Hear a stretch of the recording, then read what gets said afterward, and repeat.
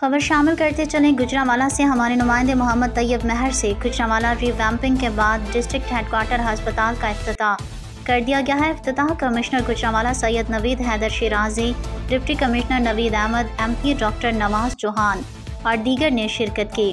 District head quarter ہسپتال state of the art facility بن چکی۔ ڈی ایچ کیو بنیادی مراکز صحت کو بھی بہتر بنا رہے ہیں۔ سول ہسپتال کے ساتھ میڈیکل ٹیچنگ ہسپتال بھی فنکشنل رہے گا۔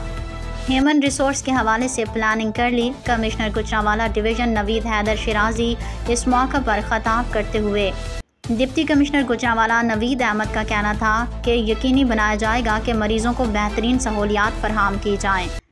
دونوں ہسپتالوں کو چلائے گئے میڈیکل ٹیچنگ ہسپتال میں بھرتیوں کے لیے حکومت سے رجوع کریں گے۔ ڈپٹی کمشنر شہریوں کی مشکلات کا ازالہ ہوگا۔ M P doctor Nawaz Chauhan.